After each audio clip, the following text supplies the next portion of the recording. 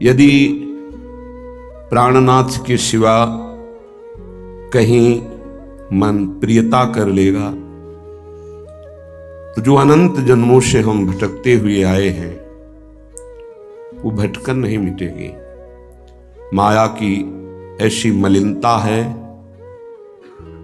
कि हृदय ये स्वीकार ही नहीं करता कि हमारा लक्ष्य इस त्रिगुणात्मिका माया से पार होकर अपने अंशी प्रभु के समीप जाना है। ऐसा हो ही नहीं पाता। कोई बिरला ही ऐसा लक्ष्य हृदय में रख पाता है, नहीं तो भगवान की प्रचंड माया उस लक्ष्य में कोई लक्ष्य रख देती है। जैसे संपूर्ण चक्रवर्ती सम्राट पद का त्याग कर सुंदर सुशील पातिव्रत धर्म से युक्त रानियों का, पुत्रों का, प्रजा के प्रेम का त्याग करके गंडकी नदी के किनारे एकांत में प्रभु में चित्त जोड़ रहे हैं। अचानक माया एक घटना पैदा करती है।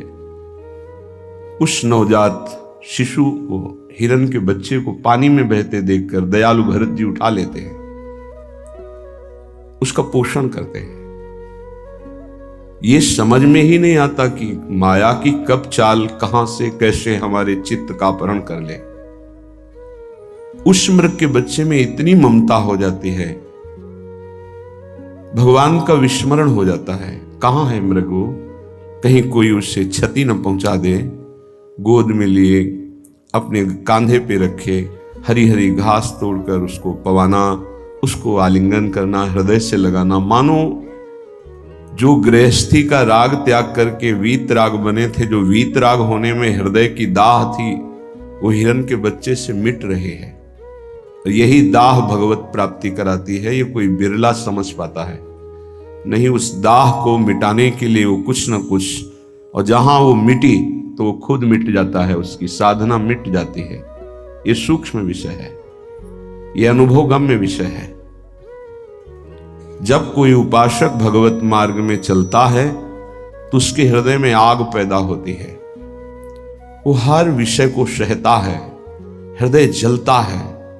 अगर वो विवेकी नहीं है तो माया उसी समय अवसर देखकर उसकी जलन को शांत करने के लिए अपनी कोई आसक्ति फेंकती है। शरीर की आसक्ति, शरीर भोग की आसक्ति, रसेंद्री के भोग की, विविध भोगों की। अगर उपासक कहीं आहा अब शांति मिली, बस गया, वहीं उसको आसक्ति में फंसा के परमार्थ के मार्ग को रोक देती है। जैसे कोई दौड़ रहा हो और उसे सांकल से बांध दिया जाए, ऐसे माया आसक्ति से बांध देती है। इतनी असावधानी हो गई भरत जी की कि अंतिम समय वो भगवान के चिंतन की जगह हिरण का चिंतन करते हुए शरीर छूटा। अगला जन्म हिरण का प्राप्त हुआ। तो अपने प्राणनाथ प्रभु की जगह किसी को नहीं देनी चाहिए। उपासक कैसे जानेगा कि प्रभु की जगह हमने दे दी है? यदि प्रभु का विस्मरण हो रहा है और जिस वस्तु, व्यक्ति, स्थान का स्मरण हो रहा है, आपने उसको प्रभु से भी बढ़कर स्थान दे दिया है।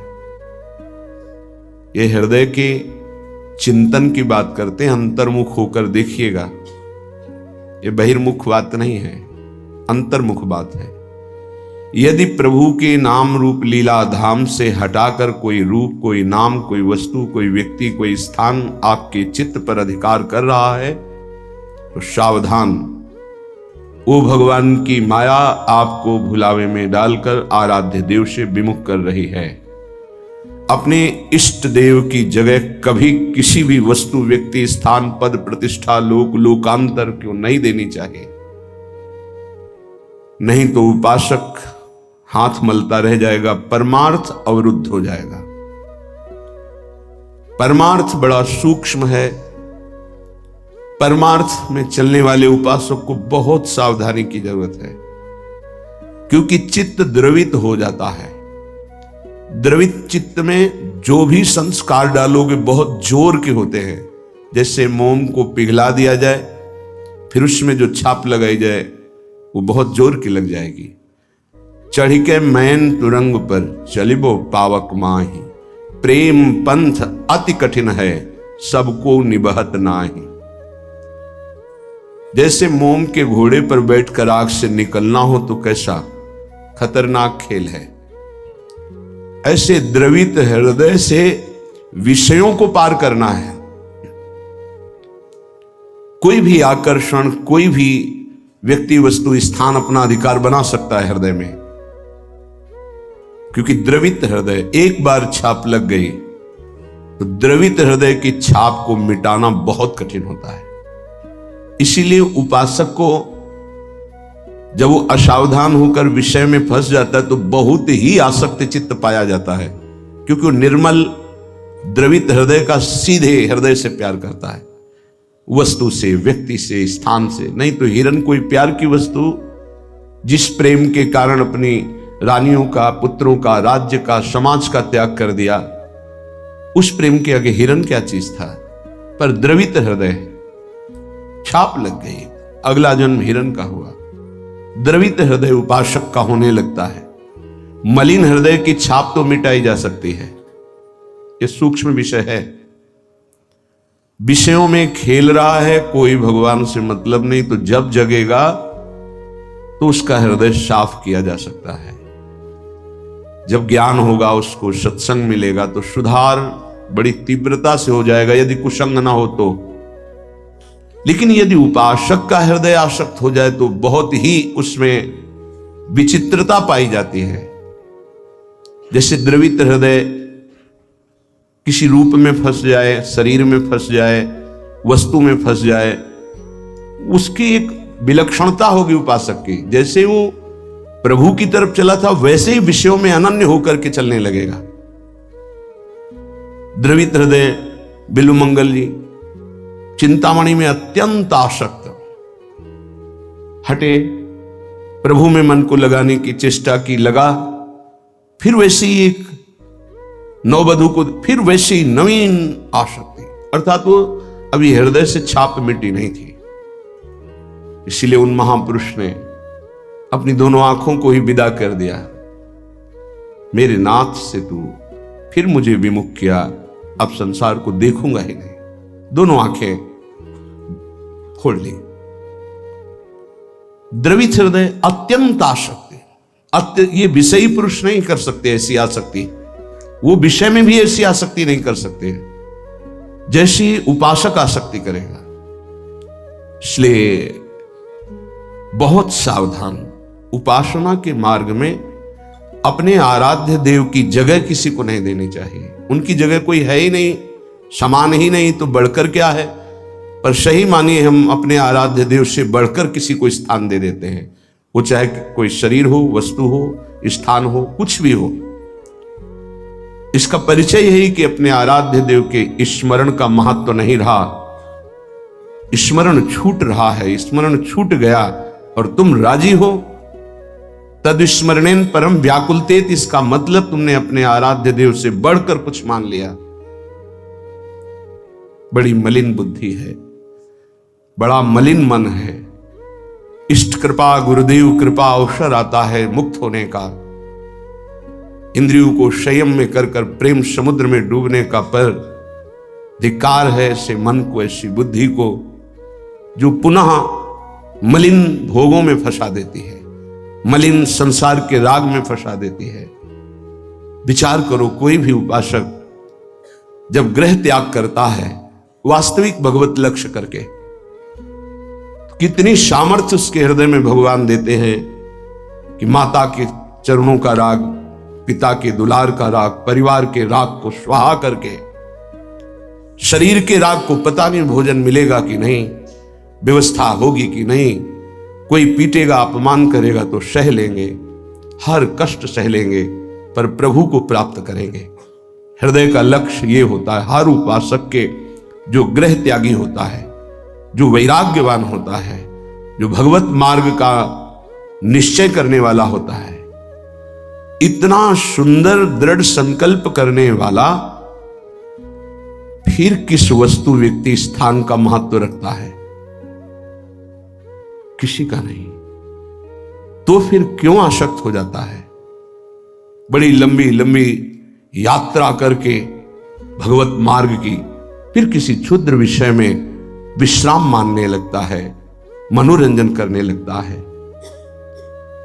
जहां दिन प्रतिदिन वैराग्य बढ़कर के उपरति की स्थिति में आना चाहिए, वहां वैराग्य घटकर राग की स्थिति में आ गया।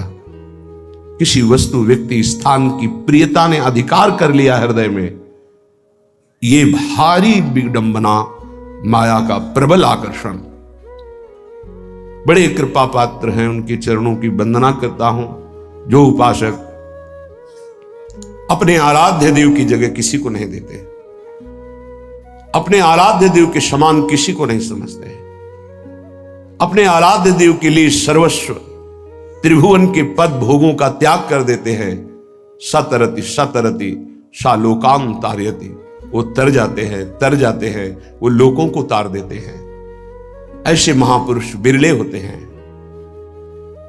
भगवत कृपा से जो मार्ग मिला है वही मार्ग है। मम भक्ति युक्तो भुवनम पुनातु, मेरी भक्ति से युक्त हृदय वाला संपूर्ण लोकों को पावन करने की सामर्थ्य रखता है। चूक अपने लोगों से अब यह नहीं होनी चाहिए कि आराध्य देव की जगह किसी को दे दें। इसे बैठा लीजिए हृदय में।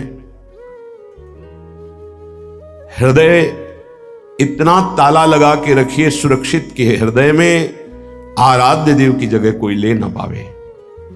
विश्वास कीजिए, बहुत प्रचंड भगवान की माया है, उन्हीं की है, इसलिए वो इतनी समर्थ है कि उनके स्थान में किसी को भी बैठाल सकती है। बहुत से नीच नीच वृत्ति को, बहुत से नीच नीच वृत्ति को, विश्वास कीजिए इस बात पर।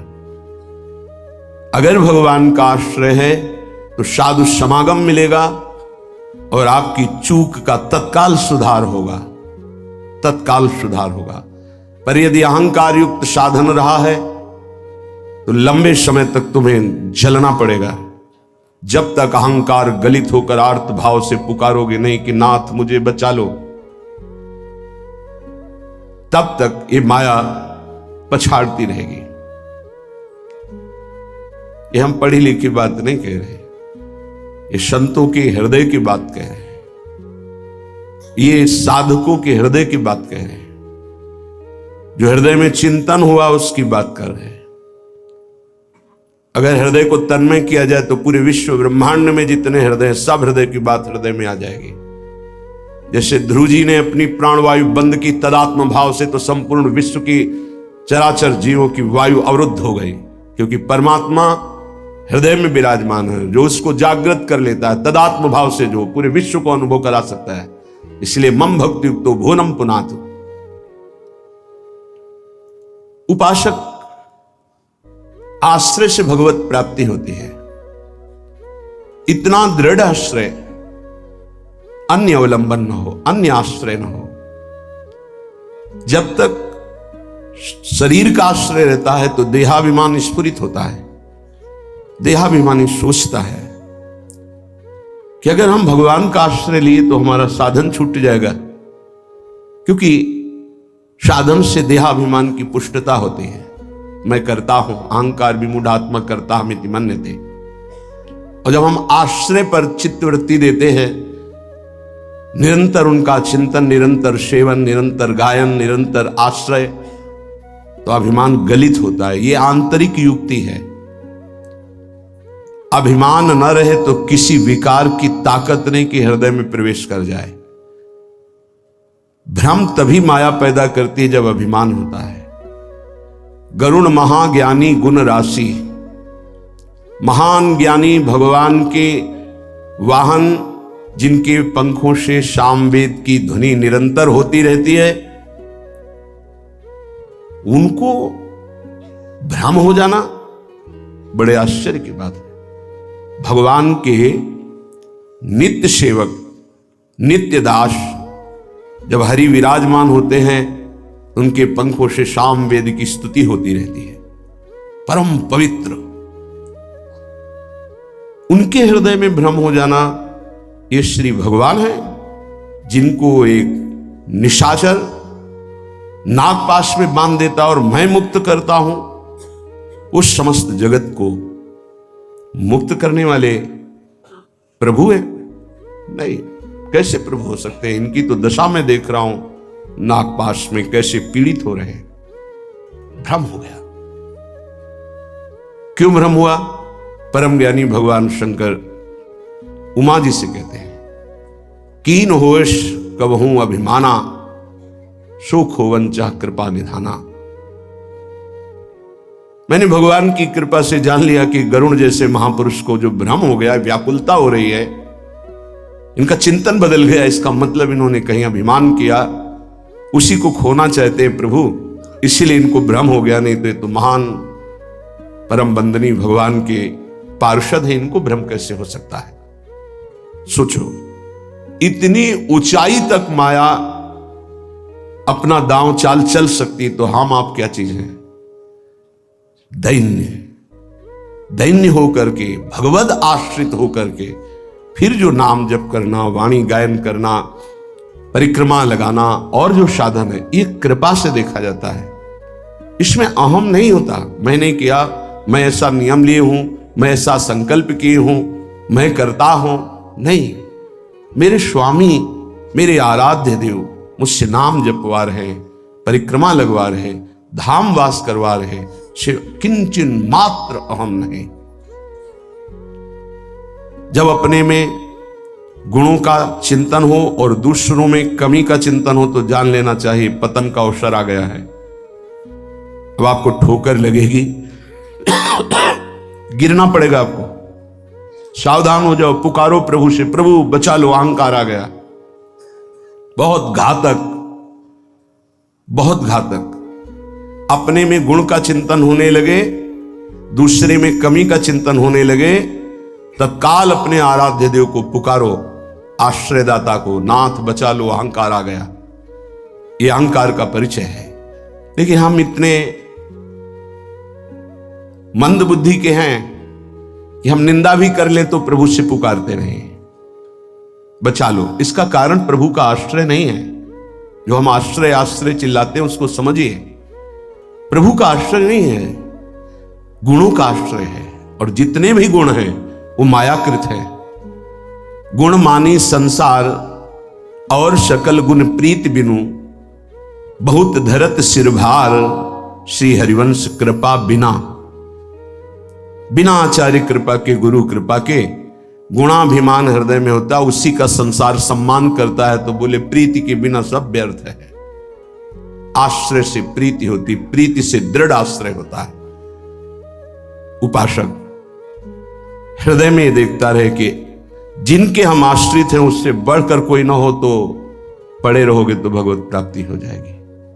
हमारे शब्द को बहुत बिना किसी तर्क के, क्यों में के, इसे स्वीकार कर लो। यदि आश्रय दृढ़ है हरि का, एक ही उपाय से माया से मुक्त होने की बात भगवान ने कही, मामेव ये प्रपद्यन्ते माया मेताम तरन्तिते। इसमें कोई दूसरा शब्द नहीं बोला। ऊपर के श्लोक की पंक्ति में बताया अपनी माया की महिमा कितनी दुरत्य है, दुरंत है, प्रचंड है। दैवी हेषा गुणमयी मम माया दुरत्या। और उसके नीचे की पंक्ति में बताया उपाय उससे मुक्त होने का, मामेव ये प्रपद्यन्ते, बस माया में ताम तरन्ति, मेरे आश्रित। अभी ये आश्रय कैसे दृढ़ होता है? तो उपाय बताया जाता है। आप ऐसे रहो, आप ऐसे चलो, आप नाम जप करो, आप वाणी जी गायन करो, आप ऐसे सेवा करो, इससे आपका आश्रय दृढ़ होगा। भगवत प्राप्ति आश्रय से होती है। विश्वास कीजिए, आश्रय से। यह गुण साधनते नहीं हुई, सर्वेषु साधन वरेषु चिरम निराशा। खास बात, आशा आश्रय दाता से है। आशास्य दास्यम वृषभानुजायास। हमारी आशा स्वामिनी जी से है। हमारा बल साधन नहीं, मेरे बल से वृंदावन रानी, आश्रय दाता हमारा बल है। फिर हम साधन भजन क्यों करें? क्यों करना और करना, ना करना और करना, ये अब तुम्हारा विषय ही नहीं। तुम तो आश्रित हो। अब जोई कहां है, करें हम सोई, आयुष लिए चले निज दासी, ये आश्रित है। उपासक समझे, आश्रय के समान कोई भी साधन नहीं है, इससे श्रेष्ठ कोई भी साधन नहीं। आश्रय, भगवान एकमात्र आश्रय को देखते, आश्रय। अगर अंदर से भगवत आश्रय है तो माया विशेष विशेष प्रकार की चालें चले तो परम खिलाड़ी नटनागर प्रभु उसके हृदय में बैठकर बचाव पक्ष की युक्तियां देकर बचा लेते हैं। आश्रय, साधन को चाटने में देर नहीं लगती माया को, एक बार में ही चट कर जाए पूरा साधन। ऐसे ऐसे अपराधों की वृत्तियां प्रेरित करती कि एक अपराध से पूरा साधन चट जाए। साधु अवज्ञा तुरंत भवानी, कर कल्याण अखिल कयानी। परम चतुर नटनागर आश्रयदाता अंदर से युक्ति प्रदान करते हैं, बच, इस युक्ति से बच। उन्हीं की माया है तो वही चाल जानते हैं बचाने की, इसीलिए कहते हैं मामेव ये प्रपद्यन्ते, केवल मेरी शरण में हो जाओ। माया तो इतनी प्रचंड है कि भगवान को भी भगवान मानने के लिए तुम्हारे हृदय में स्थान नहीं रखेगी, स्थान ही नहीं रखेगी, इतनी मलिन वृत्ति कर देगी, तभी तो दुर्गति कराती है। अगर थोड़ा भी भगवान का आश्रय है भगवान उससे बचाते हैं, इस माया के तूफान से उसे बचा लेते हैं।